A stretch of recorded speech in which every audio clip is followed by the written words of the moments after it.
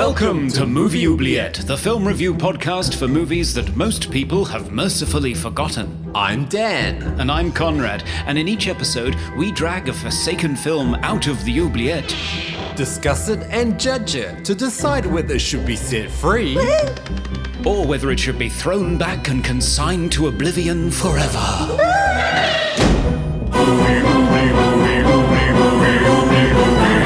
We review the films others tend to forget. Come with us and open up the movie oubliette.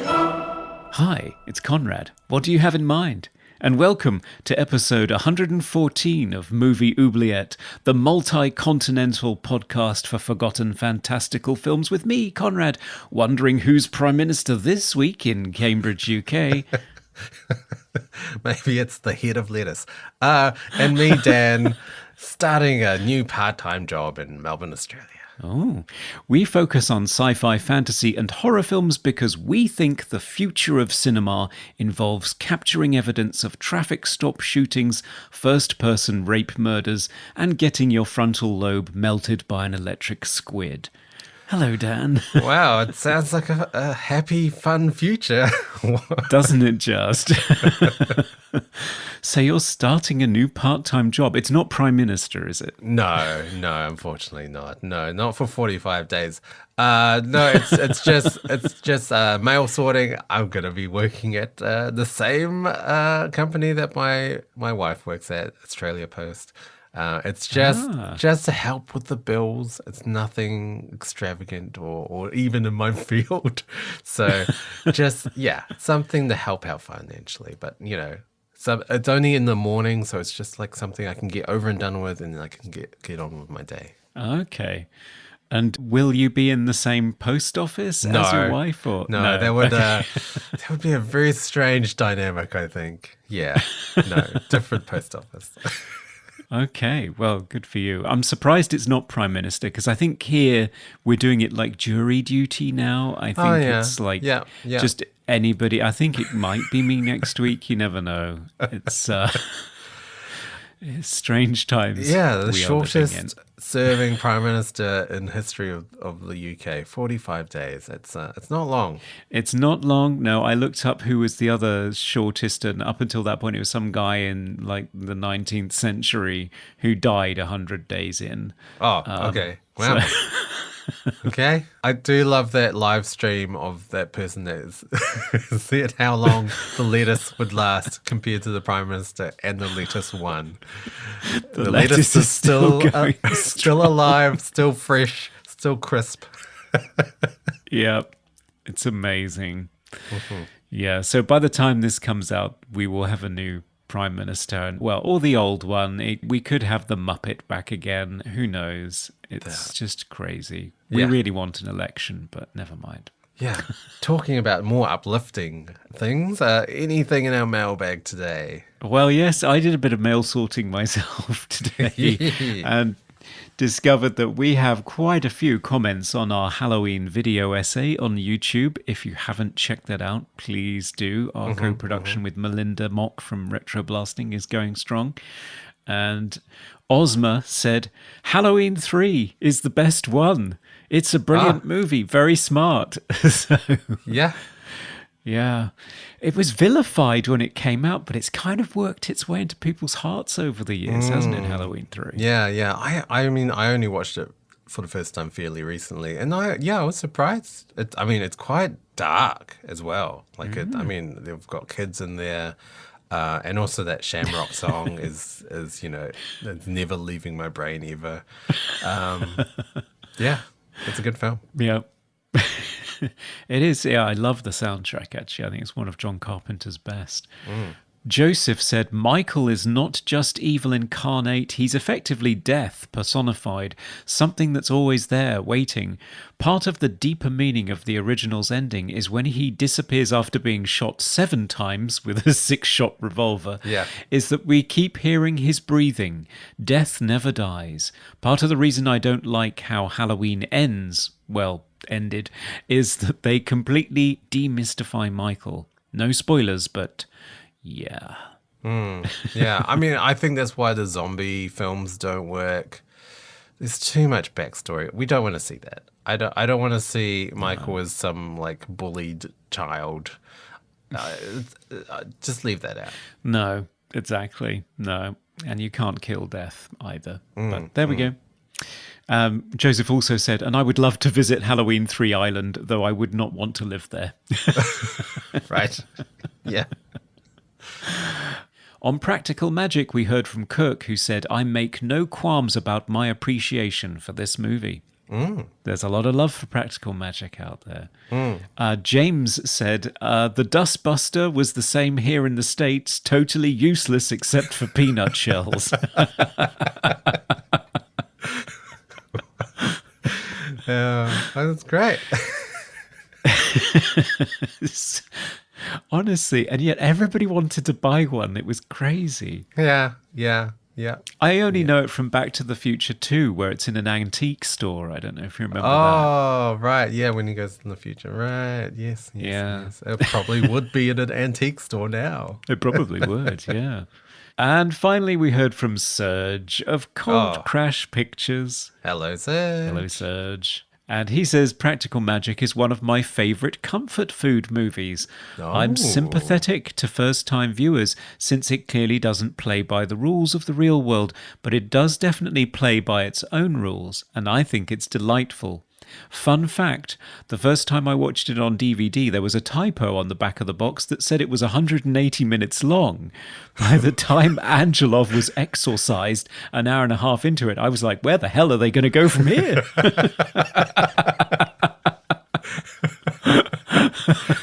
Wow, that's a long movie. Jeez. It is, yeah. That's like Lord of the Rings long. That's wow. Yeah. Interesting enough, talking about the format he first saw it on, I watched Practical Magic for the pod on DVD because that was all that I could find at a reasonable price. And it was a flipper. Do you remember those DVDs? Oh, you had to turn it over. Yeah. I don't think I ever had one of those. Maybe I did. I can't remember. Yeah, I had a couple of them. Usually rom-coms. I don't know why. For some reason, they used to give those short shrift when it came to manufacturing. But yeah, it was a flipper. I had to flip the disc over halfway through. Wow. So there you go. But yes, thank you everyone for getting in touch. We always love hearing from you. Yes, we do. So, Conrad, what are we going to be discussing today? Anything on some outdated media? I don't know. Let me just roller skate over in a bikini bottom and find out. Oh, my goodness, it's loud in here. Oh, wow. Some sort of party. There are thousands and thousands of people. I feel very unsafe. Let me put a mask on. A lot of confetti. Hang on. I think I've found the movie. It looks like it's on a mini-disc. I think I remember those. Do we have a player? No, I'm heading back. Okay. Whoa, I hate the zap when they die. Yeah, wow. That's probably the largest number of people I've been around in years. Yeah, wow. That must be year 2000. Conrad, what do you have for us today? So I have with me Strange Days, the 1995 American cyberpunk thriller film, directed by Kathryn Bigelow, written by her ex-husband James Cameron and Jay Cox, and produced by Cameron and Stephen Charles Jaffe. And it stars Ralph Fiennes, Angela Bassett, Juliette Lewis, Tom Sizemore, Vincent D'Onofrio, and Michael Wincott. Ooh, and what happens in this? Well, meet Lenny Nero, a washed-out ex-cop who ekes out a living in the cyberpunk hellscape of LA in 1999 by selling clips of people's experiences taken directly from the cerebral cortex, courtesy of a new technology that captures all of the senses and stores them on a Sony MiniDisc. Hopelessly addicted to replaying clips of his life with ex-girlfriend Faith, Lenny's a bit of a loser, but he's suddenly caught in a web of of political intrigue when he unwittingly comes into possession of first-person evidence of the traffic stop shooting of a prominent black rapper and political activist called Jericho 1. Can his friends, Max, a fellow ex-cop, and Mace, a chauffeur/kick-ass bodyguard, help Lenny do the right thing before the murderous cops kill everyone to cover their tracks? Or will he need to stop for 5 minutes to watch Faith perform yet another PJ Harvey song? Find out after the break. Oh, yes. Can't wait. It's my favorite decade. Yes. And we have a guest. Yes, indeed we do. Can't wait.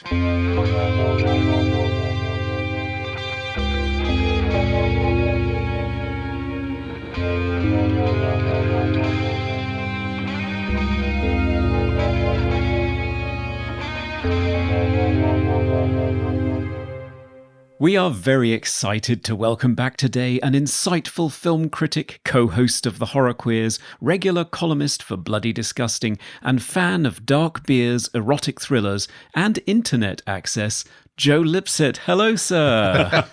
Hello.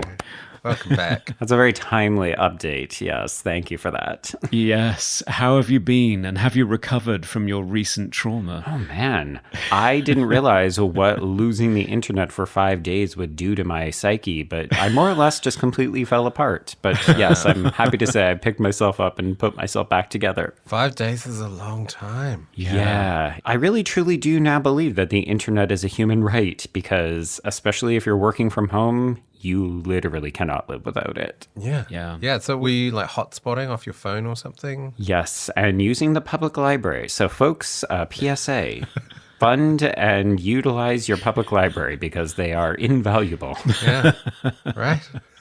I could imagine. Well, hopefully this hasn't interrupted your flow of great content and projects. What have you been working on recently that we can look forward to? Oh, gosh. Well, here in North America, we're lucky to have Chucky back on the air on the Sci-Fi Network. So I've been doing queer editorials on each weekly episode of that for Bloody Disgusting. And then, of course, Horror Queers actually just celebrated its 200th anniversary a little while back. Wow. 200th anniversary. 200 episodes. There we go.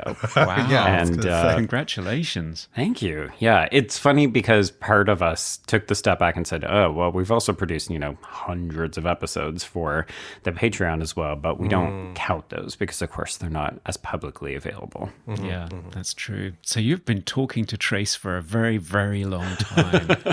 Indeed, yes. We're coming up. Next year will be our 5th year on the podcast, but I imagine you two aren't too far behind. Yeah, we passed our 100th this year, didn't we? Dan? Yeah. So this one will be our 114th episode. Yeah. So, we've got a wee way to go Yeah. for 200.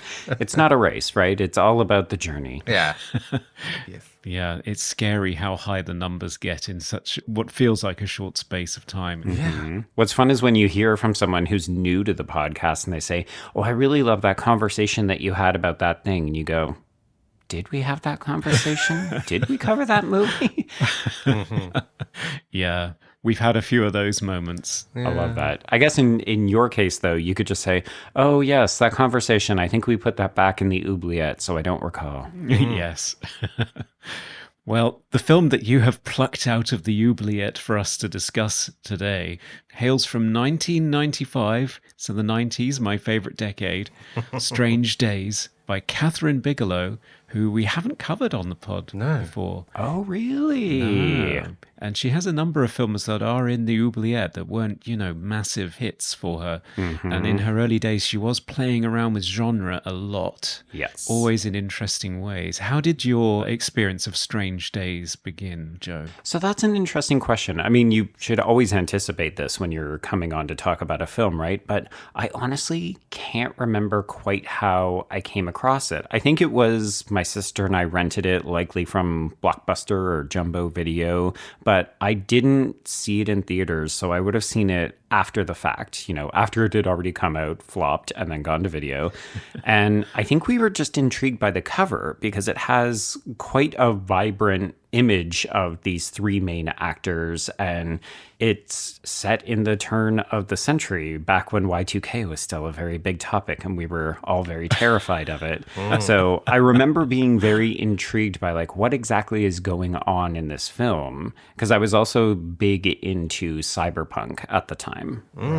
Right. How about you, Dan? Yeah, I watched this when I was in university. I studied music. I had a friend and she studied film. So she was very much into introducing me to the films I would never have seen myself. So lots of Kathryn Bigelow. We watched Blue Steel, Strange Days. Yeah, films that were not in the mainstream. And I don't really remember this movie at all. I remember the technology of the playback or whatever it's called. Right. And I do remember Juliette Lewis because she's mostly naked in this movie. A lot of nudity. Yeah. But apart from that, I don't really remember it. But I was very surprised watching it again, how current it still is. Like a lot of the themes are like, wow, this if this came out last year, this would have been very, very topical. Yep. It's incredible how ahead of its time it was in 1995. Yeah. Although its technology has dated somewhat. I've often joked on the pod whenever mini-discs have come up that Strange Days featured the mini-disc quite heavily. And speaking of out-of-date formats, just to close the loop, so the way I first saw Strange Days was on Laserdisc. Oh, my heart. Which I still have. I bought a Laserdisc, a Pioneer Laserdisc in the UK in the early aughts, I think, at the point where it was sort of having its last dying breath and they were trying to sell them off. And you got sort of a clutch of 5 discs to go with it. And Strange Days was one of them because this movie did not do well and they were clearly just trying to get rid of the stock. Right. And because it is a 2-hour and 20-minute movie, it's over 2 platters. So it's quite the impressive set. Yeah. Oh my gosh. So Laserdisc is just like a giant CD, right? Yes, a 12-inch, so an album-sized CD that's about 1/4 of an inch thick. It's Yes. Yeah, when it's spinning in the machine, it's pretty terrifying. Oh, wow. But wait, did you watch this on Laserdisc for this recording? Not for this recording, no. I didn't go old school. No, I did manage to catch it on a streaming service this time around. But yeah, out-of-date formats. But as you say, Dan, the story and the themes that are at play here seem even more relevant now than they possibly were in Y2K. Yeah. So like dealing with race, police brutality, even like toxic relationships with very predatory or creepy guys. Yeah, I don't know. I was shocked at how topical it was. I found myself most fascinated by the idea of voyeurism, right? Like being able to have these kind of personalized experiences that you could experience in a really lifelike way. And in the world of the film, it's very much like, oh, this is such a forward-thinking dystopian future. Like we would never get here. And now I think of, oh, this actually anticipated even things as, sorry for being crude, but like point of view porn where like you can literally watch actors from their perspectives as they're engaging in sexual activity. And I was like, oh, a huge part of this movie is literally just doing what people watch on the internet now. Yeah. It's slightly different because the technology in this movie, you are actually feeling the sensations, right? It's not purely visual. It's actually completely, you're feeling touch and heat and the actual feelings of the person that was recorded. So it's different. We're not at that stage yet, but we're very close. Right? Yeah, it's scary. I mean, this had been covered before in the Douglas Trumbull movie Brainstorm from 1983. In that one as well, the filmmakers quickly imagined one of the uses that it would be put to, and recording sex is definitely top of the list so that people can experience it. And I always remember in Brainstorm, one of the things that blew my mind as a kid watching it was an old guy that took a loop of somebody having an orgasm. He actually spliced it into a tape loop so that he could just experience it over and over and over again. Oh, gosh. Promptly had a heart attack and ended up being hospitalized because you can't do that. The human body is not built for that. The interesting aspect of that is, you mentioned, Dan, Juliette Lewis is in this. She is very rarely wearing anything. We get to see her entire boob skincare regime for some reason, and you get to see lots of first-person POVs of sex acts and even a rape and murder of women. I remember this shocked people at the time, particularly being under the directorial hands of Kathryn Bigelow, and therefore not the male gaze, or not what you would imagine would be the typical male gaze in mainstream Hollywood cinema. But then you wonder whether Kathryn Bigelow is actually criticizing the male gaze in mainstream Hollywood cinema genre filmmaking. Yeah. I remember I didn't pay attention to the reviews. Like, I didn't even realize that this film hadn't performed well at the box office, because like I love this movie on first sight. So it's always been a huge favorite of mine. But it's been interesting being more critical of films and like sort of investigating how they were received and how people talked about them. And I don't know if it's progress, but the fact that people at the time were just so shocked and amazed that a woman could have possibly directed this, because it feels like a man's film and we're seeing these women's bodies in such exploitative ways. And you're like, yes, women can do this. This is not a particularly male thing.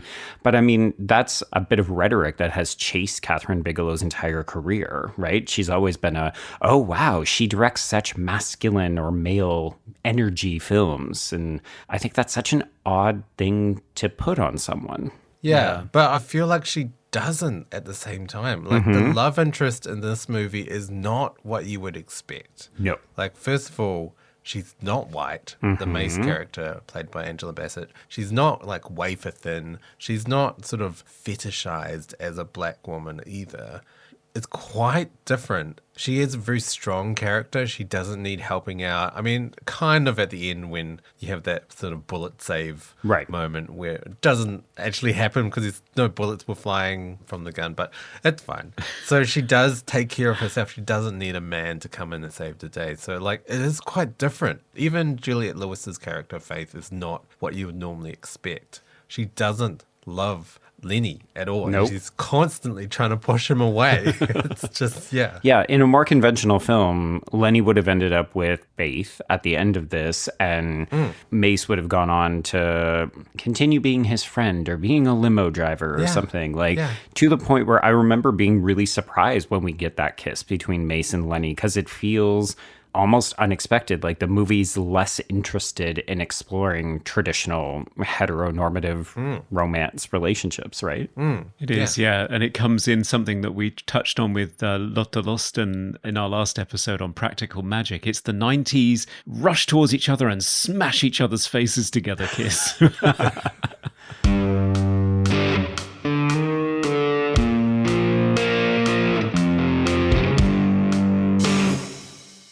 Yeah, it's interesting how the roles are reversed, the gender roles, because Lenny is not a fighter and he's constantly getting beaten up and left in the gutter or being rescued by Mace, who, let's face it, Angela Bassett kicks ass in this movie. Oh my God. She is formidable in this role and still human. So I saw one writer say that she kind of hews too close to the Amazonian warrior trope that some black actors are saddled with. But she's still human. I like the fact that in the finale of the movie, she ends up on the floor being beaten by a whole group of cops. So she is still vulnerable. She's still human, and she is still a mother, but she's a fearsome one, which I think it's a great combination. And yeah, she's the one that's kicking ass, and Lenny is the one that's sort of scuttling around getting his ass handed to him on a regular basis until the finale. Right. He sort of turns into a superhero at the finale to rescue Juliette Lewis's character. I did have questions about the end. I was confused. The motivations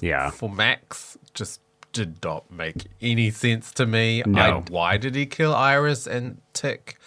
I don't know. No idea. Juliette Lewis's character Faith seemed to be with him, but then at the last moment, she's not with him. and then lets him fall off a building to his death. It's just, what? Like, I was really confused by that. It feels very much like at the last stage of the game, just as we were about to shoot the end of the film, somebody in a Hollywood studio, like a suit, swoops in and says, no, we're going to have to do like things a little bit differently, because it just doesn't feel of a kin with the rest of the film, right? Like, I'm happy that we don't end up with Lenny and Faith together, but apart from that, everything else feels too pat. Yeah. And even the dialogue is awful in that bit where Max is explaining his whole plan.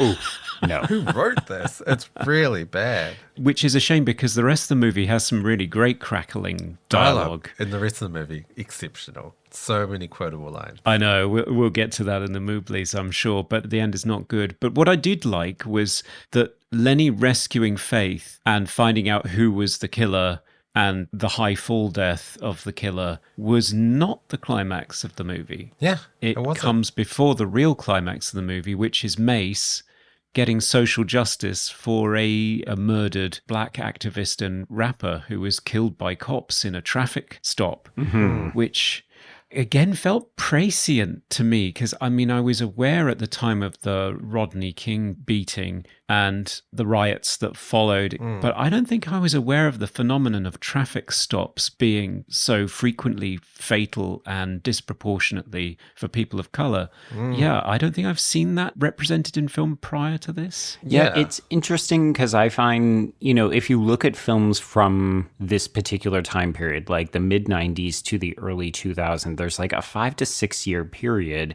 Part of the reason that I wanted to come on and talk about this film with you two is because I had just listened to your Johnny Mnemonic episode, and I was like, this film feels like it's kind of in conversation, because they're both cyberpunk texts, but they're both deeply concerned with technology and the end of the millennium and that kind of stuff.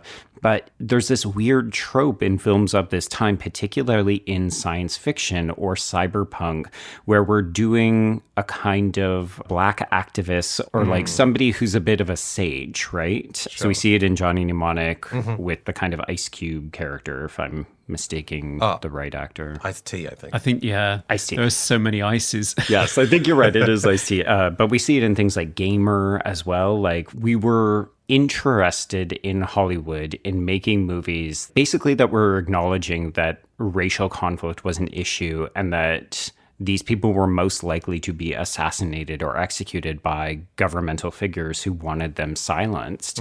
But also most of the films were disinterested in actually engaging with the politics of the time, right? So I think that's one of the other reasons I really find Strange Days to be such an interesting film, because at the end of the day, the climax of this film is about a race riot. Yeah. And so close to home. Like, it felt like this was just describing 2020, 2021 with all the BLM, Yes. all the protests. That scene where she's getting like the shit kicked out of her with the police was just so powerful, especially when the people in the crowd were like, this is not right. Let's beat the shit out of these policemen. It was like, wow, that is so close to home. Like, that literally happened like last year before. It's crazy. Yeah. I mean, it's good that the film represents, it's a multicultural crowd celebrating the turn of the millennium that turn on the cops. Right. So it's not just black people left to fend for themselves. Sure, yes. It's a little bit disappointing that there is a great white savior in the police commissioner. So the film has a little bit more faith in pale male and stale authority figures than I have or than I feel they deserve. But one thing I quite liked is that Lenny Nero entrusts Mace with the evidence and doesn't take it himself. He thinks she's the one who should choose. And also, when we get the playback of the killing, we see it through Mace's eyes. We don't see it through Lenny's, which feels right. It doesn't feel like it's Lenny's story to tell. Yeah, I did like that scene, how powerful it was, and the fact that Mace had never done playback before, and so it was, yeah, I felt that it was done really well. Yeah. Going back to the technology of playback, so they're recording people's experiences with these, they're called squids? Squids, Yes. yep. Superconducting quantum interference devices. You have to have your recorder close by, and it's recorded on these mini disc chips. It did really remind me of like other type of movies done in that POV sort of point of view. Obviously slashers like Halloween and Black Christmas and stuff like that. But I was looking up other films, and Memento does it. Oh, yes. Being John Malkovich does it as well when he enters John Malkovich. Also, more recently, there's a film called Hardcore Henry. The whole movie's in POV, which is... It's like a cartoon. It's almost impossible to watch. Yeah, it is hard watch. It's just like watching just a walkthrough of someone playing a video game, pretty much. Yeah. Which this kind of felt like at times. Like it did feel like kind of slasher movie, but kind of like I'm watching a video game here. And it was done flawlessly well in terms of like there's one scene with Lenny and Faith, and he's behind her, and you can see her shoulder in his point of view, but then he looks in the mirror and you can see he's behind her. It's like, how did they film that not to get him in the shot? It was incredible. Yeah. And when you start to realize, oh, there's ways that we could do this nowadays because the cameras are so much smaller and they're more portable and that kind of thing. But like, this is 1995. We didn't have this kind of technology. They actually had to break new ground to make this. I don't want to spoil my Moobly Award nomination, but like the opening scene where we see the men rob the store and then try to make the jump between the buildings and how they shot that uninterrupted fall down the 16 stories is just so impressive when you consider what we could do with camera technology. Like, this wasn't a thing that they could just do easily, and it just makes it all the more impressive. Yeah, because often now they just do it in post. Oh, sure. Yeah. You can edit out camera crew and chords and everything now. Like, they just do it in post, but they didn't have that back then. No, she was breaking whole new ground, designing a new camera for these sequences, something that was, I think, 8 pounds on a stick that was gyroscopically stabilized but not perfectly floaty, so that it wasn't sort of disconnected and strange like Michael Myers' point of view shots, which we talked about recently. Right. But not nauseating, light enough for somebody to run with and jump with. And it could take 35mm film canisters because high definition video was very early days and very cumbersome and heavy and could not take movie lenses. And they wanted it to look as good as the main movie. Which it does. Yeah. Which it does, yeah. And also just the ridiculousness of coordinating it. So the left hand is always the cameraman's hand, but the right hand is a stuntman standing behind the cameraman, and they have to coordinate to make it look like it's the same person and their shoulders are the right width apart. Oh, wow. And you're running up a building and waiting for a helicopter to be in the right position to flare the lens as it spots him before he jumps, and a stuntman jumps with no safety cable. It's just, what? It's a phenomenal achievement for 1995 on 35mm film. Yeah, wow. It did feel like I've seen quite a lot of parkour videos. Yes, where they just got like a GoPro on their head, just strapped to their head and doing all these parkour moves. Like, it felt like that, but in 1995, which is way before its time. I think knowing what we know now and seeing what we've seen on things like parkour videos and YouTube videos and that kind of stuff, the thing that stands out is actually that this is too well shot, right? Like, we know it would be messier if this is what they were really doing, if it was legitimately from their point of view on their heads. Yeah. Yes.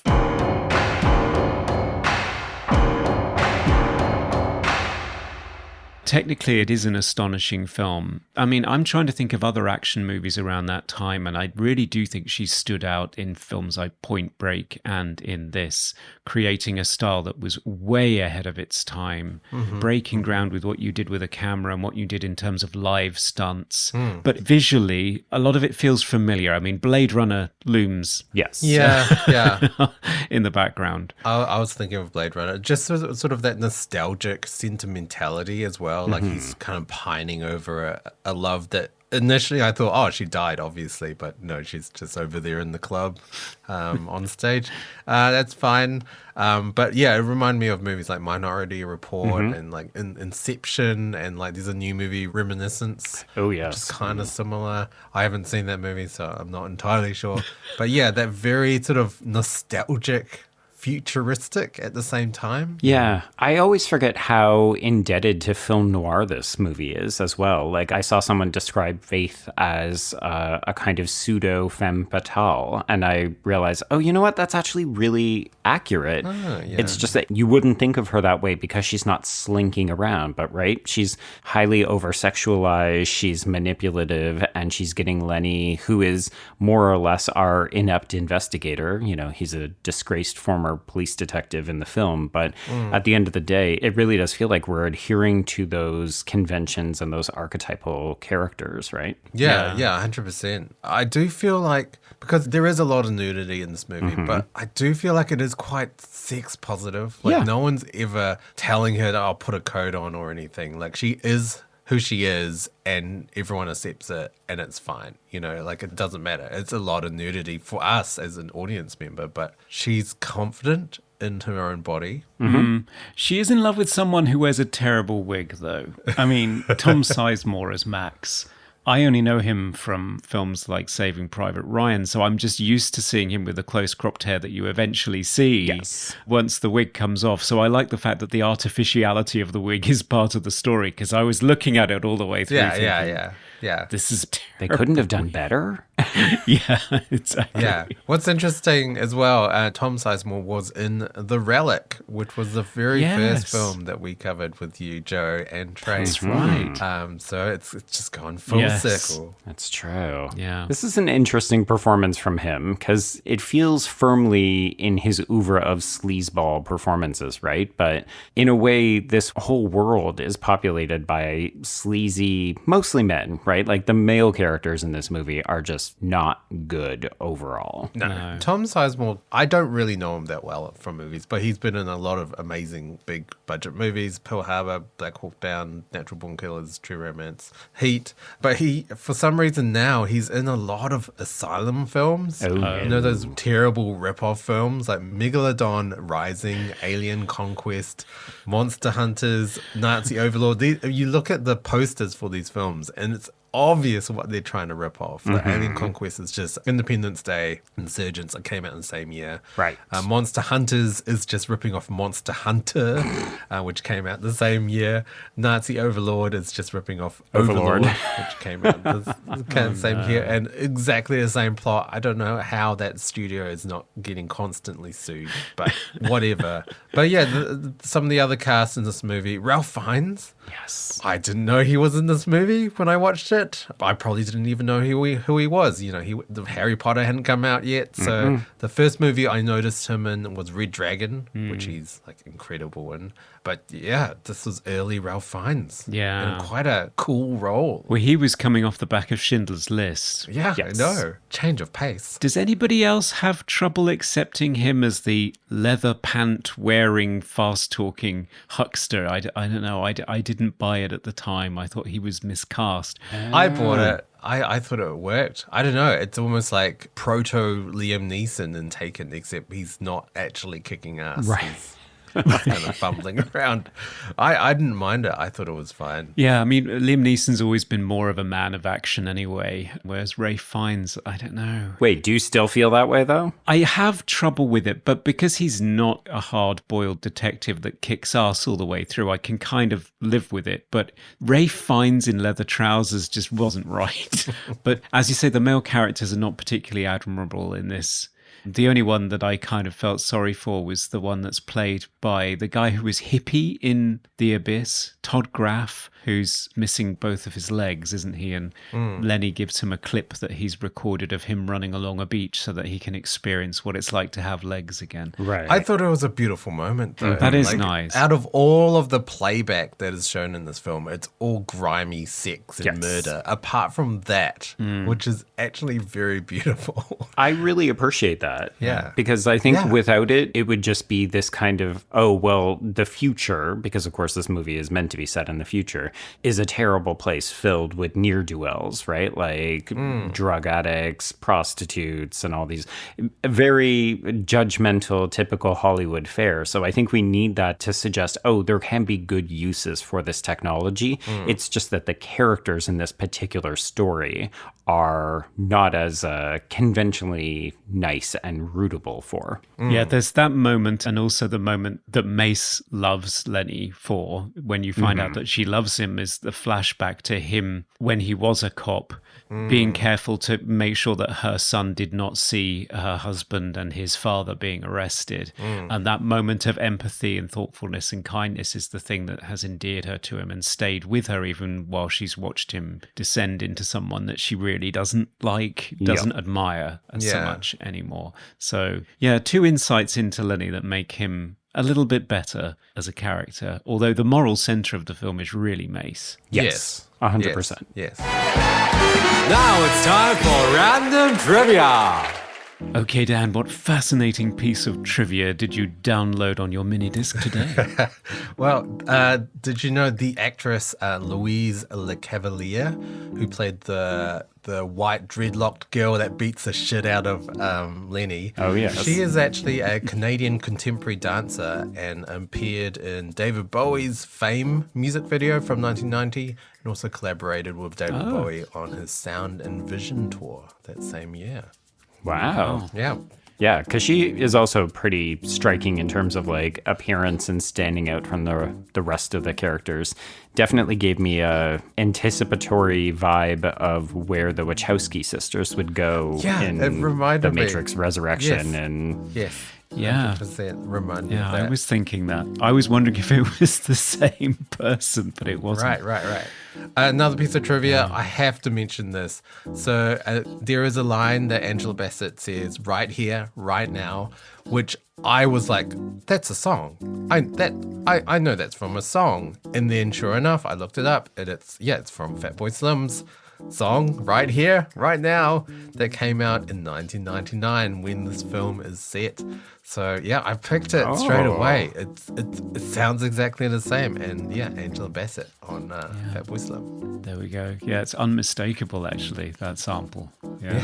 It's funny hearing it in situ in the film. It is, but it sounds like I recognized it immediately. It was no doubt. Yeah, and that's our trivia.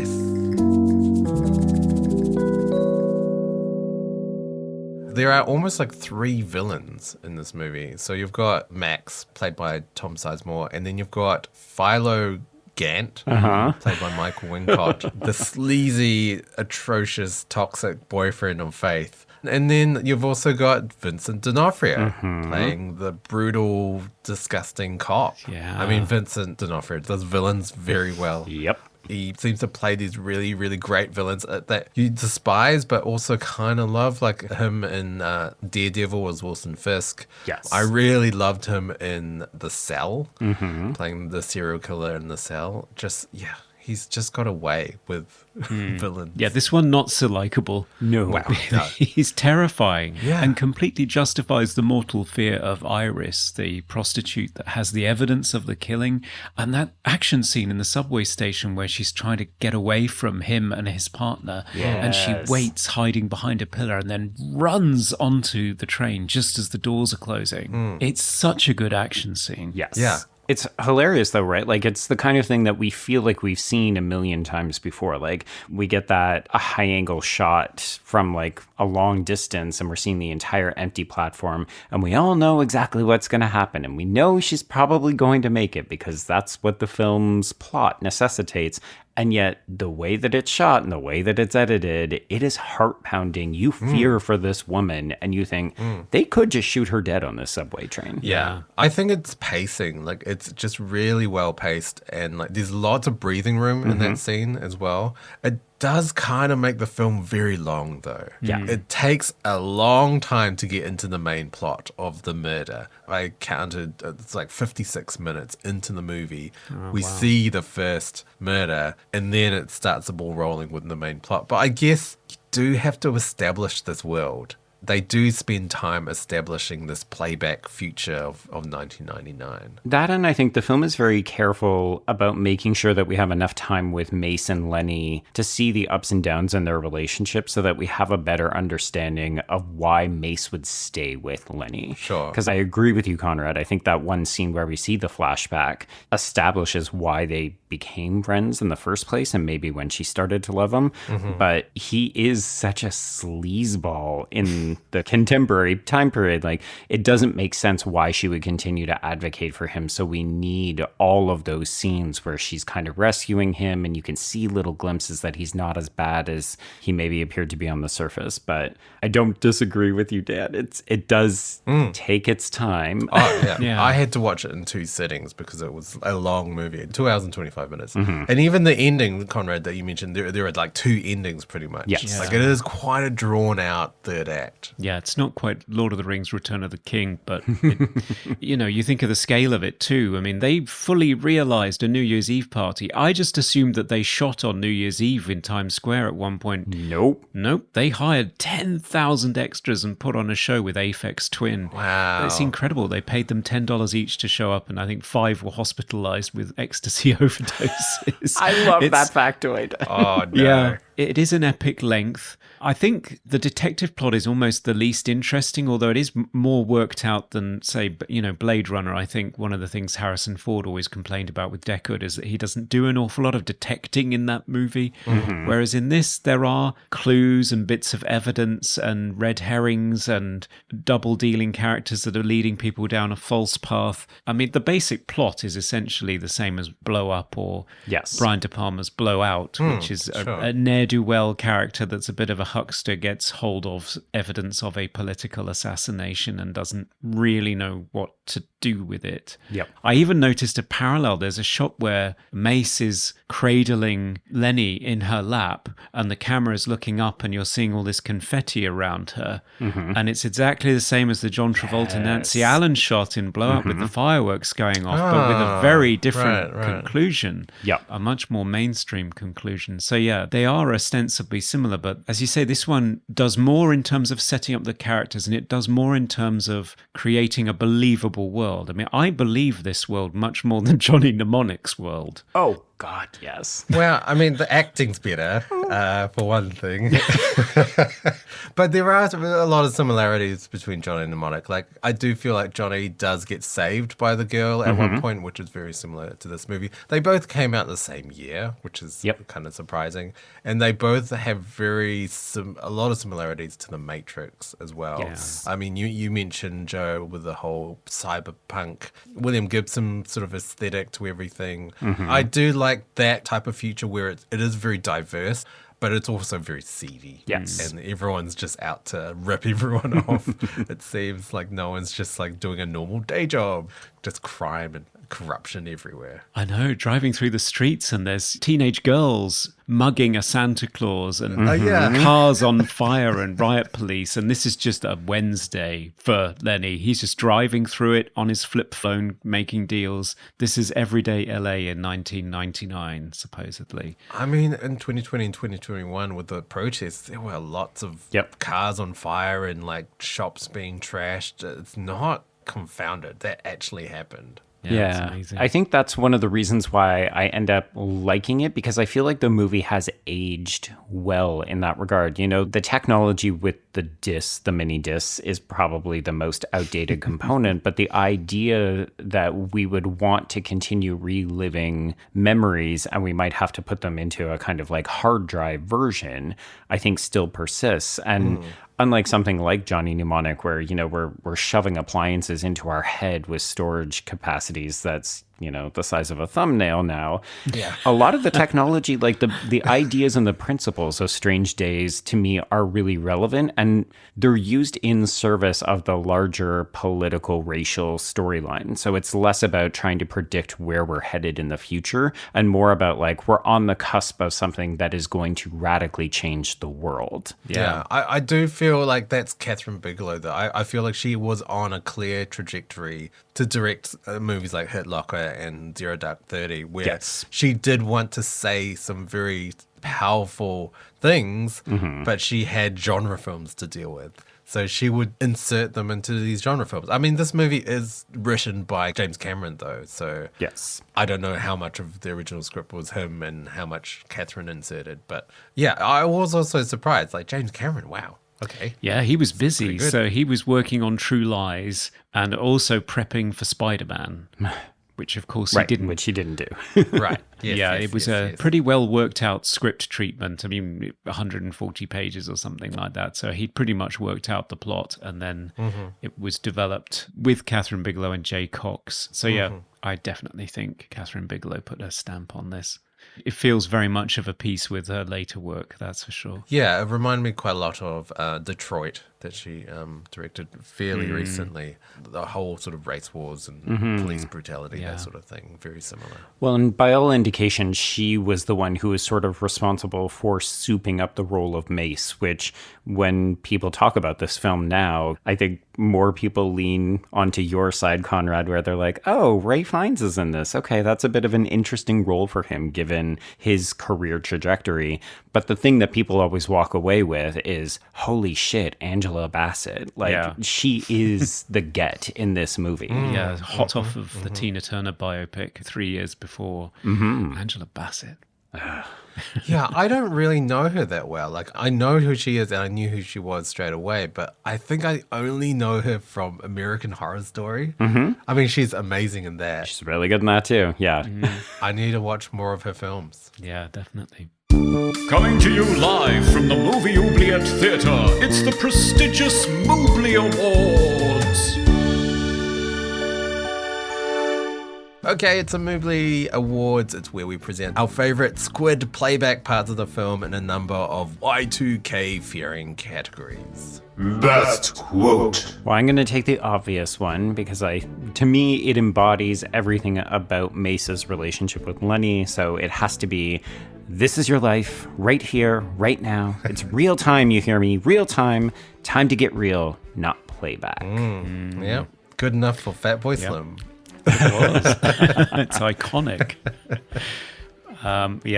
With me it was Mace all the way as well, and it was one that I found particularly enjoyable. I laughed out loud, even though she's very angry when she says it, and it's when she's having an argument with Lenny because he's taking advantage of her, and she says to him, "Don't just be using the time when I'm talking, thinking about what you're going to say next." I thought, she's on to him. Yeah, Oh, she's on his bullshit immediately. yeah. Yeah. I have to say, one of my favorite quotes was from a Mace again. It's when she says to Lenny, because he's trying to like pay her off or something, like, you can get 25%, and then she says, you know, this might be a hard concept for you, but friends don't have to pay their friends. It's great. Yeah, it's Mace all the way. It's Mace all It the is way. Mace all the way. Best hair or costume. So I will confess, part of the reason that I love this movie is because I saw it at an impressionable age, and I will fully cop to the fact that I am a very white individual who grew up in a middle-class suburban neighborhood, so didn't have a lot of exposure to people of color. I went to a very, very white high school, so by the time I saw this, it was like kind of revelatory to see Mace with her braids and just the way that Kathryn Bigelow shoots her hair feels like a presence in the movie. And far be it from me, I recognize now that white people often like to co-opt black people's hair and aesthetics, and it's uncomfortable. But I will say that Mace has always left an indelible impression on me because of her aesthetic. Yeah, yeah. I think her entire character just breaks a lot of tropes. Like, it's not what you expect at all. Right. She is such a commanding presence in the movie. Like, to the point where she's driving the car, you know, she's kicking ass. She's saving the day, really. Yeah. And Angela Bassett is jacked in this movie. Yeah, yeah. Like, her arms could crush boulders. Yeah. Yeah. Yep. I also had Mace's hair, but I will go for my second favourite, which is just for comedy value. Juliette Lewis's choice of clothing for roller skating in a public park. Oh boy. which consists of a grey sweater with a plunging neckline and her midriff exposed, pink leg warmers, and a tiny, tiny, tiny black bikini bottom. And then she takes everything off and then washes her boobs in the sink. So, wow. Yeah. She owns And it, that's like though. our introduction to this character, right? It is. Yeah.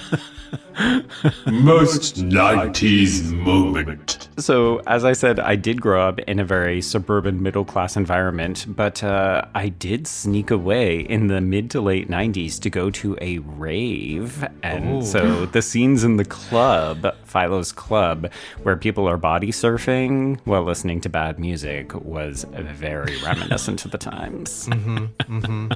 Yeah, it's such a Yes. trope Wow. with like 90s like club scenes. It's always in some Yes. concrete warehouse, and there are dancers in cages and Always. heavy metal Love music. it. Everyone's a punk. Everyone's pierced up.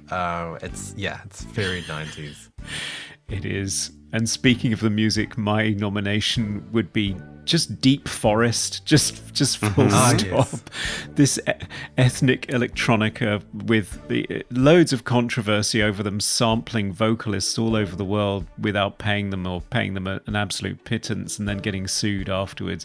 So for me, this is very reminiscent of my youth in the 90s with Enigma and Deep Forest and Adiamus and Praise and Favorite scene? I was lazy and just wrote any scene with Angela Bassett in it. I will echo that. I will say the slow motion climax where she's being beaten and then the crowd jumps in. It's hard to say it's a favorite because it's really triggering, and I imagine it's very difficult for a lot of people.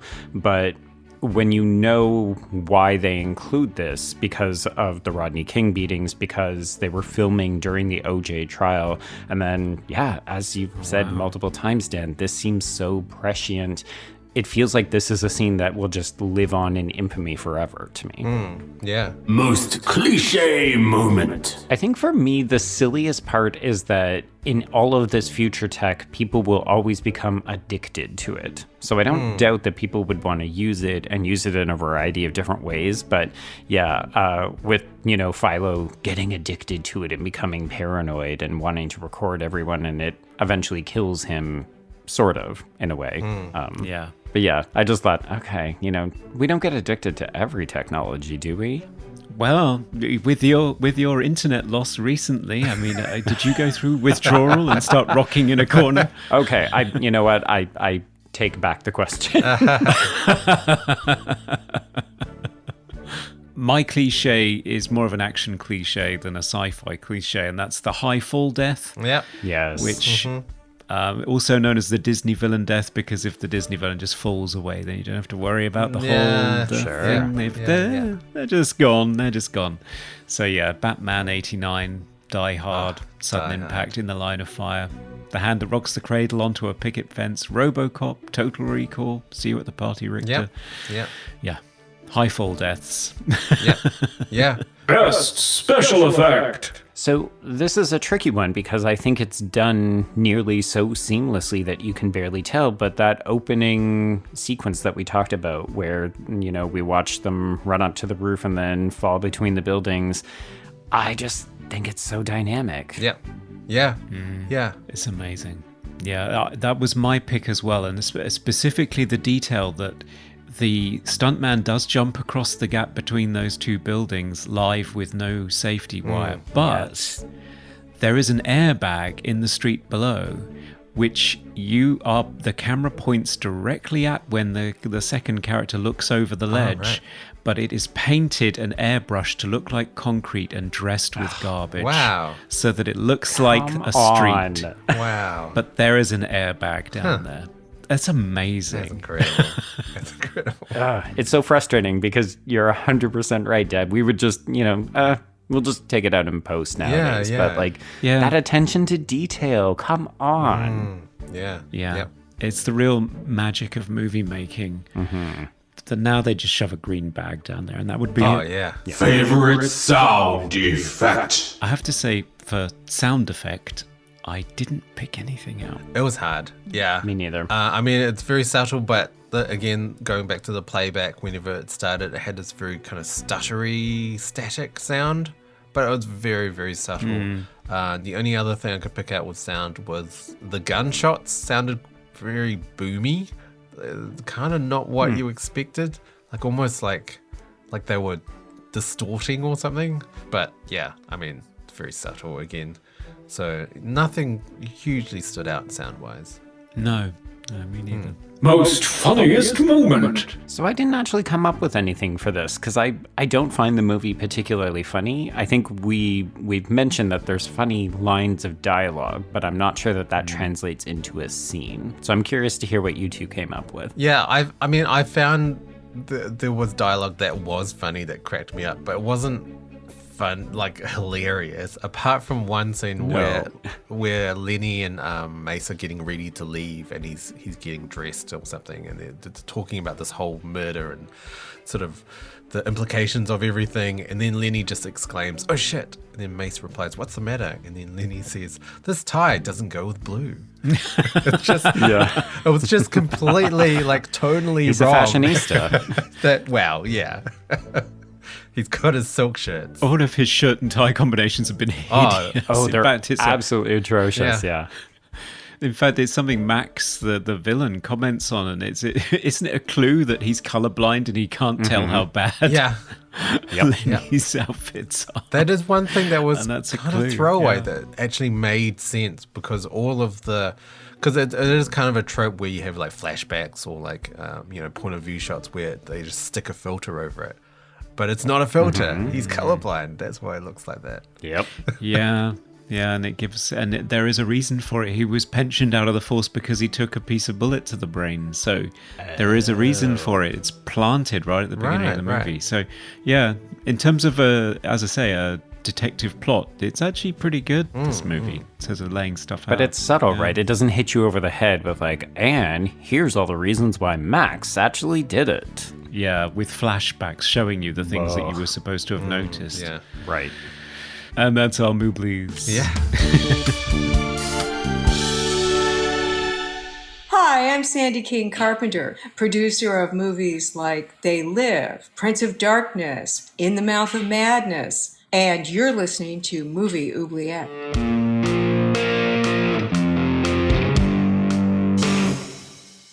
Okay, it's final verdict time. Should Kathryn Bigelow's 1995's Strange Days be liberated from the oubliette to play back in everyone's brains and be adored, or be shoved into a limo, set on fire, and plummet back into the oubliette, never to be seen again? Joe, you have presented with us Strange Days. Was it a strange time for you? Was it a great time for you? I unabashedly love this movie. This has to be released from the oubliette so as many people as possible can finally watch it, because this movie deserved better when it was released. Yeah, I would agree. I don't think I really sort of understood the gravity of this movie when I watched it. I think I was 19 or something when I watched it. Just didn't get it. Also, not growing up in America. Well, yeah. Very safe New Zealand environment. I just didn't understand. And being more socially aware now of current events and what's going on in America, I guess specifically, like it's so relevant. Like, I can't believe how relevant this movie is for being like more than 20 years old. That's incredible. So yeah, and performances. As much as Conrad, you didn't like Ralph, I thought he was great. I thought Angela was great. I thought Juliette Lewis was great. It's just a really gritty, grimy, disgusting, seedy, futuristic 1999 that I always wanted to see. Wow. Okay. Well, I have to admit, this is not a film that connected with me when I saw it on Laserdisc the first time. It's not one that I've ever had the urge to revisit in any great frequency. It's not one that I love. It kind of leaves me cold, but I do think it's an incredibly well-made movie, and one that did not get a fair shake at the time possibly because it was way ahead of its time. And I do think it's one that feels a lot more relevant and a lot more impressive now, knowing that it's all analog and real and actually happening. And yes, Angela Bassett is amazing in this movie. Just, if nothing else, watch it just for her. Yeah. But yes. Yes. There's no way this is going back in. It's just too good a piece of filmmaking. So, yeah. Let's release it. Go free. Joe, thank you so much for joining us and recommending this movie for us to talk about again. I'm sure people would like to hear more of your thoughts on movies. Where can they follow you? Yes. So, as we mentioned off the top, I'm the co-host of Horror Queers, which releases a new episode every Wednesday. And if you want to reach the show, that's just at Horror Queers. And if you want to reach me specifically, I am at B Stole My Remote, and that's the letter B on both Twitter and Instagram. Fantastic. Yes, do check out all of Joe's stuff. And if you want to check out us and keep up to date with us, we are on all platforms, Facebook, Twitter, Instagram, Reddit as Movie Oubliette. And you can also email us at movie.oubliette@gmail.com. And you can also buy merchandise with our logo on it at Redbubble. There's t-shirts, mugs, hats, shower curtains, clocks. I have a clock. It's very nice. Oh. So yeah, check us out at Redbubble. Yes. And if you haven't already watched it, we do have our Halloween video essay on our YouTube channel with Melinda Mock from Retro Blasting. Please check it out. Which Halloween movie did you enjoy, or which one do you think works out of all of them?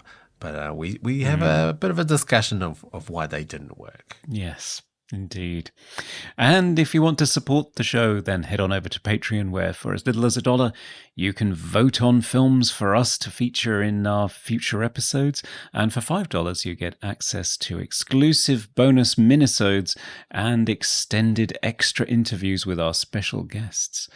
And speaking of voting on future films for us to cover, Yes. that's what our patrons have been doing this time, Dan. They've given us a long list of movies for our next episode. Yeah, yes, we are doing a patron's choice for our next episode. So you, the patrons, have the power. Yes, and we've got a wonderful selection of films here. Wicked Person gave us Elvira, Mistress of the Dark, and Vampire Circus. Nick gave us Venom, a 1981 British horror thriller with Oliver Reed in it and a killer snake. Never heard of that one. Boss Salvage said Sleepwalkers, if we haven't overdosed on Stephen King so far. And Surge of Cold Crash Pictures suggested Rift and The People Under the Stairs. Ozma suggested Powder from the 90s. Jerry Goldsmith's score on that one. Luis Saavedra said Incubus, El Topo, Holy Mountain, or Phase 4. Intrigued by those. Eddie said The Devil's Reign from 1975 and The Final Countdown. Seth said Lake Mungo, and James said Biggles' Adventures in Time and Time Rider. Oh, we're going to have to get Michael back for that one. I think we would, actually. I just cannot imagine doing Biggles without Michael French. Yes. All right, I guess I'll bring out the wheel. Oh, yes. Here it comes. Heavy as always. Okay, let's spin this sucker. Okay, what's it going to be? Wow. Okay. Elvira, Mistress of the Dark. Okay. I don't know anything about this movie. Elvira, Mistress of the Dark, a 1988 American comedy horror film directed by James Signorelli, starring Cassandra Peterson as an eccentric horror hostess Elvira, a character previously established in a television program, Elvira's Movie Macabre. And it stars, other than Cassandra, W. Morgan Shepherd, Daniel Green, Jeff Conaway, Susan Kellerman, and Edie McClurg. Oh, okay. Yeah, I mean, I know of Elvira as that host. She has her boobs out, right? Apart from that, I don't think we got that in New Zealand. Like, it was just not a thing. It's very American. It is, yeah. No, it did not make it across the pond either. So I have never seen, or I'm not aware of Elvira in any way whatsoever. So this is going to be a whole thing. Yes, we're going to be an education. It is indeed, yeah. So I look forward to that. That should be fun. Yeah. It's a change of pace. Yes, it will be. Thanks again, Joe, for coming back for another episode. Listeners, we'll see you next time. Goodbye. Bye, everyone. Bye. We review the films others tend to forget. Come with us and open up the movie oubliette. You could sell a goddamn rat's ass for a wedding ring.